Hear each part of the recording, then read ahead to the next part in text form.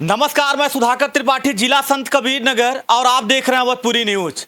नमस्कार, मैं सुधाकर त्रिपाठी, जिला संत कबीर नगर, और आप देख रहे हैं अवधपुरी न्यूज। मैं धरैची ग्राम सभा में हूं और जिला संत कबीर नगर के अंतर्गत ये ग्राम सभा आता है। जिस जगह पे खड़ा हूं ये एक मेडिकल स्टोर है और यहाँ पे डॉक्टर साहब भी हैं। अभी उनसे भी हम आपको बात करेंगे, बताएंगे, उनके उज्जवल भविष्य की भी हम कामना भी करेंगे, क्योंकि वो युवा हैं, कुछ सोचते हैं अपने ग्राम सभा के लिए, अपनों के लिए कि कुछ नया किया जाए। लेकिन आप सभी लोग आजकल जान रहे हैं कि सोशल मीडिया पे एक मुद्दा बहुत तेजी से चल रहा है, जम्मू कश्मीर के पहलगाम का मामला। पहले तो मैं आपको ये दिखाऊंगा, एक वीडियो आप देख सकते हैं। यहाँ पे एक महिला है और ये महिला के पति हैं, लेकिन आज ये इस दुनिया में नहीं है। और आप देख सकते हैं यहाँ लिखा है भावपूर्ण श्रद्धांजलि। सोचिए इनका क्या कसूर था या इस महिला का क्या कसूर था कि आतंकवादियों ने पहले नाम पूछा, फिर धर्म पूछा, जाति पूछा, उसके बाद मौत के घाट उतार दिया। तो चलिए ठीक है, ये मेडिकल स्टोर है, अच्छी बात है, भावपूर्ण श्रद्धांजलि दिए हैं। दुख की बात है, ऐसा नहीं होना चाहिए था, क्योंकि इन्होंने मेरे देश को ही बांटना शुरू कर दिया। अब आइए बात करते हैं, ये युवा हैं इनकी दुकान है, आप देख सकते हैं, यहाँ बैठे भी हैं ये। इनसे बात किया जाए कि ये फोटो लगाए हैं, ये क्या दर्शा रहे हैं, इससे इनके दर्शाने का क्या मतलब है। बैठ जाइए। मेरे चैनल पे आपका बहुत बहुत स्वागत है। पहले तो अपना शुभ नाम बताइए। मेरा शुभ नाम नीरज यादव है। जी नीरज जी, ये जो आपका दवा खाना है, ये कब से पहले बताइए, आपने कैसे शुरुआत किया, कैसे, मतलब आपके पास डिग्री क्या है उसके विषय में बताइए लोगों को। मैं बी फार्मा हूँ, मैंने कोटा से स्टडी किया है अपना। और जब मैंने इसकी शुरुआत करी, नींव रखी, उसके पहले मेरे पिताजी का देहांत हो चुका था। 300 रुपये से मैंने इस मेडिकल की नींव रखी थी, तब जाकर के आज मैं यहाँ तक आया हूँ। मतलब 300 रुपये से? बिल्कुल। सबके यहाँ अड्डी बनती है, काउंटर बनता है, तब उनका मेडिकल स्टोर चलता है। ये जो टेबल आप देख रहे हैं, इसी टेबल पे मैंने 300 रुपये की दवा रख करके 22 जनवरी 2023 को उद्घाटन किया था। मतलब जब ये आप टेबल रख के दवा देते थे तो मान के चलिए वैसे ही झोला छाप आपको समझ सकते हैं? नहीं, लोग तो मुझे एजुकेटेड ही समझते थे, बट इनकम न रहने की वजह से, बैकग्राउंड न रहने की वजह से, जब पिताजी नहीं रहे और बहन की शादी हमने 13 दिन पहले की थी, तो बहन की शादी हमने इतनी शानदार करी कि पूरा गांव जवार जानता है कैसे किए हैं। तो जब एक लड़का अपने बाप की अर्थी को अपने कंधे पे उठाता है, तब वो बड़ा हो जाता है और जिम्मेदार हो जाता है।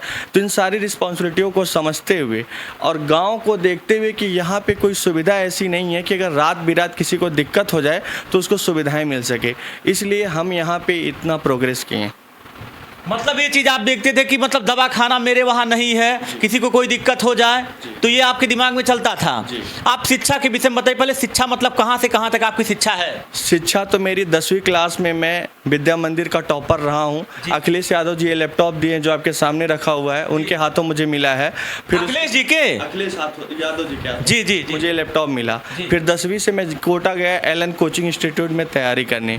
फिर उसी के साथ मैंने बी फार्मा का फॉर्म डाल दिया। मैंने 500 से 600 नंबर कई बार लाए MBBS नीट वाले एग्ज़ाम में, बट नहीं ले पाया कॉलेज में एडमिशन। कि मेरा सपना था कि मैं एम्स दिल्ली में जाऊं। पिताजी के जब देहांत हुआ तो मुझे लगा कि अब मेरे पास कोई बैकग्राउंड नहीं रह गया, मेरा बी फार्मा कंप्लीट हो गया है, मैं अब आकर के यही करूं ताकि घर का खर्चा आराम से चले। और उसी के साथ साथ मैंने ये सोचा कि मेरे गाँव में जो सुविधा मुझे पढ़ने में नहीं मिली, जिन विषयों में मुझे दिक्कत होता था, यहाँ पर मैंने बोर्ड लगाया और मैंने बच्चों को पढ़ाना शुरू किया। और बच्चों को आप पढ़ाए भी हैं? बिल्कुल निःशुल्क। देखिए बोर्ड लगा हुआ है जहाँ पे भावपूर्ण श्रद्धांजलि दी गई, वहाँ पे बोर्ड है और निःशुल्क। उसके नीचे एक है, हाँ देख रहा हूँ। अभी हाई स्कूल और इंटर का रिजल्ट निकला है, हमारे गांव से हमारे पढ़ाए हुए बच्चे नंबर 1 पे हैं, हमारे गांव से। जी बिल्कुल। अच्छा, जब पिताजी आपके थे तो कोई दिक्कत नहीं था, पिताजी ही आपको पढ़ाए लिखाए? कितने भाई बहन हैं आप? हम 2 भाई हैं और 1 बहन है। आप बड़े हैं? नहीं, हम सबसे छोटे हैं। आप सबसे छोटे हैं। और बड़े भाई? बड़े भाई साहब वो भी फार्मासिस्ट हैं, दनघटा में उनका भी चलता है। लेकिन ये है कि जिम्मेदारी अक्सर देखा जाए तो आप दोनों लोग मिल करके अपने घर की अभी एक ही में रहते हैं सब लोग? जी बिल्कुल, एक ही। आप सुनाई में आया कि भावी प्रधान हैं, मतलब इच्छा रखते हैं, क्योंकि युवा भी हैं और आजकल हर एक युवा को सामने आना चाहिए। अगर राजनीतिक जीवन या सामाजिक जीवन या युवा नेता वो बन रहे हैं तो होना भी चाहिए, क्योंकि युवा की जो सोच होगी, आप सोचिए, वो उज्जवल भविष्य की सोच होगी। कैसे आया कि मुझे मतलब प्रधान बनना है अपने ग्राम सभा का? देखिए, एक होता है जिंदा दिखना और एक होता है जिंदा होना।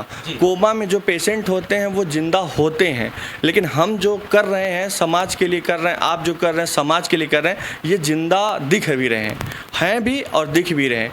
तो यहाँ पर जब मैं आया, इस गांव में जब मैं आया, तो मैंने देखा नाली के पानी की व्यवस्था है, लाइट इतनी भी नहीं है कि आप रात को 10 बजे 11 बजे इस पूर्वे से उस गांव तक निकल जाओ। शिक्षा का जो स्तर था वो पूरा जीरो हो चुका था।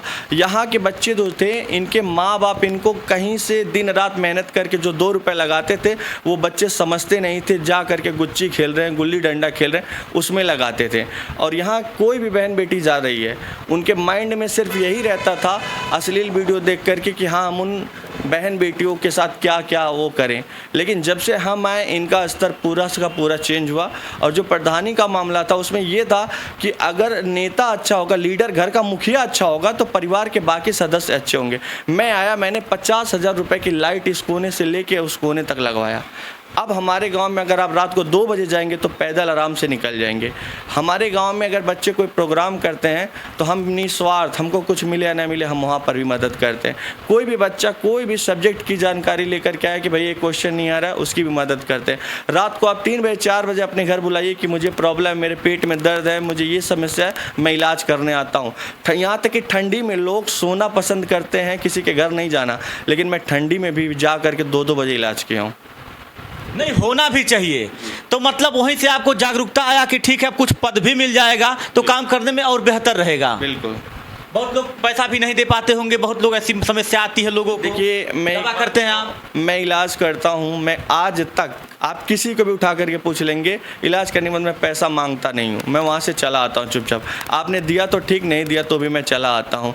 लेकिन जो राजनीति वाली बात है, यहाँ पे आप पूरे संत कबीर नगर का ले लीजिए, यहाँ पे बाकी जितने भी लोग हैं, जितने भी लोग राजनीति कर रहे हैं, कोई ज़मीनी स्तर का नेता नहीं है। कोई विरासत वाला नेता है, किसी के पापा रहे हैं, किसी के नाना रहे हैं, वो राजनीति में उतर गए हैं, उज्जर कपड़ा पहन लिए, 4 व्हीलर खरीद लिए, हम नेता बन गए। नेता का असली मतलब ये होता है जो अपने लिए ना जिए, जिसका सर्वस्व दूसरों के लिए समर्पित रहे। ऐसा मुझे कोई नहीं दिखा। कई बार मेरे गाँव में इतने प्रताड़ित लोग दिखे, मैंने बोला कि भैया नेता लोगों से 4 व्हीलर मंगवा दीजिए, इनको जिला अस्पताल लेके जाना है इलाज के लिए। वहाँ पर भी वो लोग नहीं हमारे काम है। और आपको इतना बता दें, हमारे यहाँ कोई ऐसी व्यवस्था नहीं है कि अगर आप पढ़ना चाहते हैं तो आपको कोई मदद कर दे। देखिए, एक युवा की सोच, कितना बढ़िया ये बात कहे हैं कि नेता का बेटा जब नेता होगा तो वो गरीबों की मदद नहीं करेगा और गरीबों के विषय में वो नहीं समझ पाएगा। और एक गरीब परिवार का लड़का जब सामने आएगा, नेता बनेगा या किसी क्षेत्र में जाएगा, तो समाज का सुधार होगा। बहुत अच्छी बात इन्होंने कहा है। कभी कभी आपने तो कहा है कि रात बिरात हमेशा आते रहते हैं, जाते रहते हैं। कभी कभी ऐसा भी होता होगा कि किसी की सेवा नहीं कर पाते होंगे, लोगों का रिएक्शन कुछ दूसरा आ जाता, कैसे हैंडल करते हैं? सर, ऐसे मौक़ों पे मैं ये सोचता हूँ कि मैं हमेशा वर्तमान में जीता हूँ। पास्ट में क्या गया मैं उस पर कभी भी ध्यान नहीं देता। मैं ये भी नहीं सोचता कि कल मैं प्रधान बन जाऊँगा तब मैं खुश होऊंगा, या कल मैं फॉर्च्यूनर लूँगा तब खुश हो जाऊँगा। आज का जो मोमेंट है, जो आज है मेरे पास, यही मेरा असली जीवन है। मैं इसी में रहना चाहता हूँ और मैं इसमें इतना लग के काम करता हूँ कि अगर अभी भी मौत मेरे को आए कि लेके जाए तो मैं हंसी हंसी चला जाऊँगा, क्योंकि मुझे ये नहीं रहता कि मेरा कुछ छूटा हुआ है। आज में जीना है, आज में करना है। अगर मैंने आज संभाल लिया तो कल अपने आप मेरा बेहतर होगा। कुछ लोग ऐसा भी करते होंगे, जैसे जातिवाद को लेकर के चलते हैं, उस पे एक युवा है, क्या राय देंगे, क्या आपकी सोच है? जातिवाद को लेकर के देखिए, मैं तो यादव हूँ और जहाँ मैं अभी बैठा हूँ, जहाँ पे मेरी फार्मेसी है, ये एक SC कैटेगरी के उनकी है। मैं इन लोगों के साथ इतने भाईचारे की तरह रहता हूँ कि मैं दिखावा भी नहीं करता। मैं इस चीज़ पे बिलीव करता हूँ कि अगर आप सफाई करते हैं और ये लोग सफाई करते हैं तो मुझे इनके साथ बैठने में, खाने पीने में कोई दिक्कत नहीं है। और अगर ब्राह्मण हुए या कोई भी जात का हुआ, अगर वो सफाई नहीं करेगा तो हम उसके यहाँ नहीं बैठेंगे। नहीं, बहुत अच्छी बात कहे हैं। देखिए, सफाई की बात होती है, बहुत लोग मांस मछली मजरा खाते पीते, इन्होंने क्या कहा है भैया, सफाई, क्योंकि सफाई भी बहुत जरूरी है और ये होना भी चाहिए। अब बात हम करते हैं कि हम आपके दुकान पे जैसे प्रवेश किए हैं, भावपूर्ण श्रद्धांजलि वो अर्पित है ना, जैसे इस समय जम्मू कश्मीर का मामला चल रहा है, तो वहाँ पे भी कुछ जातिवाद बात चल रही है, कुछ विपक्ष के लोग भी मुद्दा उठा दे रहे हैं। वैसे देश तो एकजुट है। बच्चे का बयान है, काफ़ी लोग पूरा देश, शहाबुद्दीन ओवैसी विपक्ष के नेता हैं, वो भी समर्थन कर रहे हैं। तो वहाँ पे जो धर्म पूछ के मारे हैं, इस पे आपको क्या राय, मैं ये कह रहा हूँ, आप क्या राय देंगे? हिंदुस्तानी को मारा गया है कि जाति को देख करके मारा गया है? आपके दिमाग दृष्टि क्या चीज़ है? अगर यहाँ पे धर्म पूछ के मारा गया है तो पूरी तरीके से गलत है जी। क्योंकि धर्म किसी का ये नहीं बताता कि आप उसकी जान ले लो। अब वहाँ जो धर्म पूछ के गोली मारा गया है, उस पर क्या राय देंगे? इसमें हम आपको ये राय देना चाहते हैं, इसके कुछ समय पहले हमारे देश में एक सनातन और हिंदू का मोर्चा निकला था ताकि हम एक भारत को हिंदू राष्ट्र बना सकें। यहाँ पे धर्म पूछने का ये सिर्फ मतलब था कि हम भारत में आपस में लड़ाना हिंदू और मुस्लिम को, कि अगर इन्होंने धर्म पूछ के मार दिया तो भारत के जो मुसलमान हैं वो भारत के हिंदुओं से आपस में लड़ाई कर बैठे और इसका पूरा का पूरा फायदा पाकिस्तान को चला जाए। पाकिस्तान को देखिए कितनी अच्छी बात है। एक युवा ये समझ सकते हैं कि आतंकियों ने धर्म पूछ के भारतवासियों को मारा, कि जब हम ये करेंगे तो हिंदुस्तान में दंगा होगा। कितनी अच्छी बातें कहे हैं। बहुत अच्छा लगा आपसे बात करके, आपकी सोच को जान करके। अब मुझे बताइए, भावी प्रधान जी, नाम क्या आपका? नीरज यादव। नीरज यादव जी, आप ग्राम प्रधान हो जाएंगे, अपने ग्राम सभा के लिए क्या क्या नई नई तकनीक लाएंगे, क्या क्या आपकी योजना होगी, क्योंकि आप एक युवा हैं? हमारा सबसे पहला काम होगा हमारे युवाओं को ऊपर काम करना। हमारे यहाँ के जो बच्चे हैं उनको शिक्षा प्रोवाइड कराना, क्योंकि घर के जो बड़े लोग हैं उनका जो होना था वो तो हो गया है, लेकिन अगर बच्चा एक कामयाब हो गया एक घर में, वह नौकरी पा गया तो पूरा घर अपने आप सुधर जाएगा। और दूसरी बात, उनकी शिक्षा के लिए चाहे हम लोग खलीलाबाद में करना पड़े, चाहे दिल्ली में करना पड़े, चाहे कोटा में, हम वहाँ तक उनको लेकर के जाएंगे। और पूरे गाँव में, हमारे गाँव में नाली की व्यवस्था नहीं है, नाली की व्यवस्था करवाएंगे। और हमारे यहाँ हमेशा होगा कि जितने बच्चे पढ़ने वाले हैं हर साल उनको पुरस्कृत किया जाएगा। और आगे आने वाले समय में रोजगार इतना रहेगा, पर्याप्त रहेगा कि किसी को गांव छोड़ करके बाहर नहीं कमाने जाना पड़ेगा कि आप बाहर जाके कमाइए। मतलब ये आपकी सोच है। देखिए ये युवा की सोच कितनी अच्छी है कि देखिए पद की गरिमा होती है। ये ग्राम प्रधान हो जाएंगे, इनको पद मिल जाएगा, ये तहसील में जाएंगे, ब्लॉक में जाएंगे, जिला अधिकारी के पास जाएंगे, तो ये एक ग्राम सभा के अगुआ रहेंगे, एक मालिक रहेंगे, तो इनकी गरिमा कुछ और रहेगी। और ये काम लाएंगे, ये उज्जवल भविष्य बनाएंगे युवाओं की। आपसे प्रधान जी बात करके बहुत अच्छा लगा मुझे। भगवान करे कि आप प्रधान हो जाइए। हमें आपसे मिल करके आपकी जो बातें हैं, आपकी जो सोच है, मुझे बहुत अच्छा लगा।